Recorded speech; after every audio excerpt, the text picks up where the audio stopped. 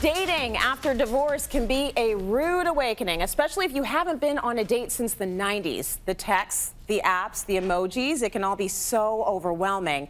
Here to tell us what it's really like to navigate the post-divorce single scene are three women who have been through it all. And our resident expert, Dr. Karyn Gordon. Come on in, guys.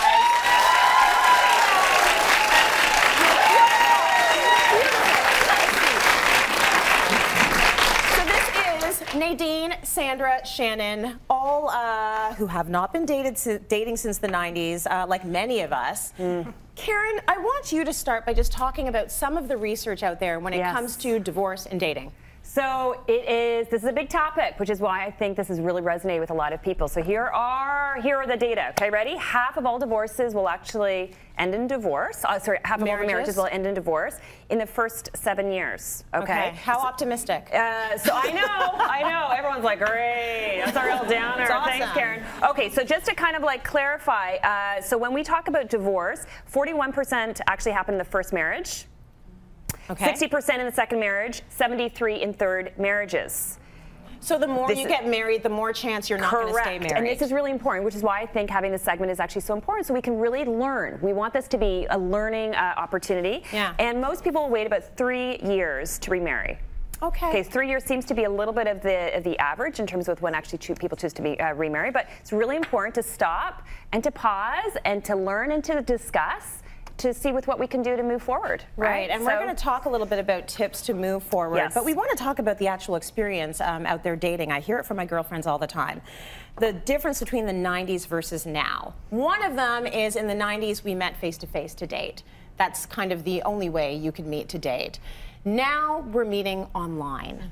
So what has that experience been like for you, Nadine, meeting people online? How does it change things? You know, I think it's wonderful. Technology is wonderful. It allows us to meet a lot of people in a short amount of time. You can set your filters so that within apps, so that someone is geographically close to you. You can put a lot of preferences in, and as with all apps, the more you put in, the more you sort of get back. But it's also commoditized dating and sex. So it's made it almost like an endless buffet. Yes. Right? So, you know, and the behavior that's coming out of that situation is obviously matches. So you don't have to be nice to everyone and polite to everyone. It's really easy to ignore people. We can talk about ghosting, I'm sure all of us. So what's ghosting for those who don't know? So ghosting is, you know, maybe you've been talking to someone, maybe you went on a date, maybe it went a little further, and then the person disappears. Suddenly they're not texting you, they're not calling you, you don't hear from them. Yeah. So that's ghosting. Zombieing is when they ghost you, but then suddenly a few months later they come back to life. Zombieing.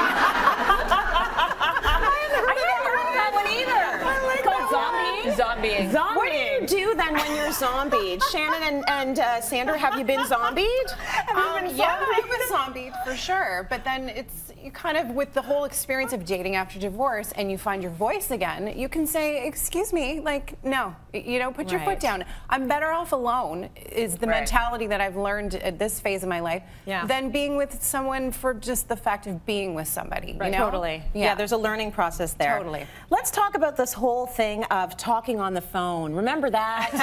Back in the 90s, you talked on the phone. Now we text. Okay, so that is actually probably the main form of communication for a lot of people, adults and kids alike. How has that changed the dating scene? Well, actually, for me, it was very telling. I'm a words person. I have a journalism background, so I was able to strike out a lot of people just based on their inability to form a sentence. I hear you. They did it.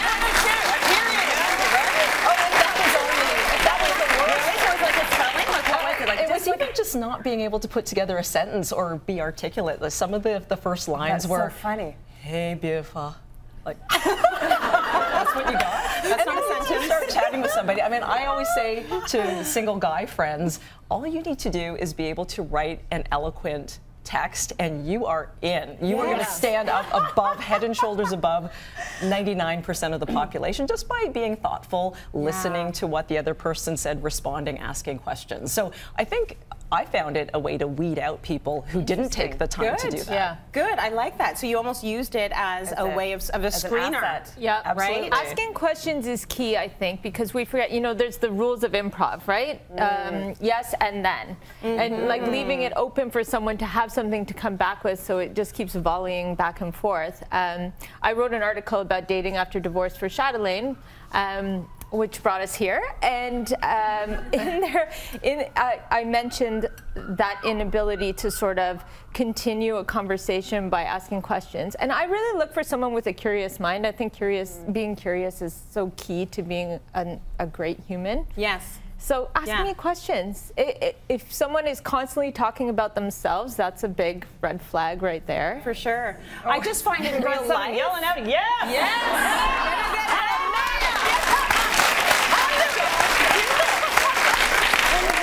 When you're face-to-face with someone, you don't want someone just talking about themselves. And I feel like text has almost exacerbated that whole experience. We all know that there are the people out there that can only speak about themselves.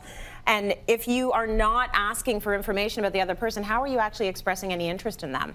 I'm going to go to Karyn for a second now, just to talk about one tip if you're getting out there and back into the dating scene. So think of it as a new chapter. Yeah. Right? Think of it as a new chapter and an exciting chapter, and you know, scary but exciting. One of my most precious tips I encourage people through this stage is take your time. I think too often people are ending relationships and then they're jumping back in. So this is actually more of a question for you guys. I'd be curious, how long did you really feel like you were ready to date? That's a good question. So I'll go first.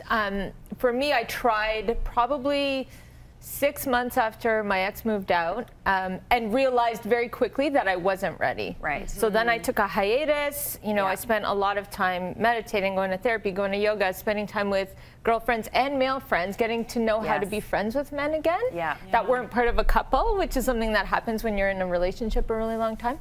And then, like, recently, I've gotten back into it. Okay. So about a year and a half? Yeah. Year and a half. Yeah, I mean, everyone's different. Yes. You know yourself. You're your best judge of you know, if you're ready or not. Sandra, how about you? It's about 2 years for me. A couple of years. And I was just kind of tired. I had a demanding job and had forgotten how to give myself permission to discover who I was and explore things. So I actually took the time to reconnect with friends. As Nadine was saying, I started running. Like Shannon, I started going to hot yoga, and I made myself a priority on the weeks when I didn't have my kids. So I looked at that as a time to invest in myself. That's the way to do it. I wasn't interested. So important when you think about like the amount of the stress that divorce can have on people emotionally, physically, you know, financially. You take the time to pour back into yourself. To pour back in, and I love it. It's almost like a strategy. You almost had like a strategy plan. Yeah, I said swipe right on yourself first. Yeah, no, I like right that. on yourself. Yes, I love that. Back to then versus now. Back then, there was no internet footprint of any of us, really. And now they can Google you. And you can Google them. How does that change things? Do you think that people are now meeting you already with a list of assumptions about who you are? Do you feel that at all? I actually had friends ask, do people recognize you? I was like, well, I'm not famous, but it actually didn't come up where anyone had made a connection about my previous life when we met. But the kids thing did concern me because my kids had been in photos with me in magazines, been on TV with me. And you are thinking, I don't know this person. Right. I actually went on a date with somebody and it went well. I was like, oh, let's go for a run like outside of the city. It's like, you could kill me.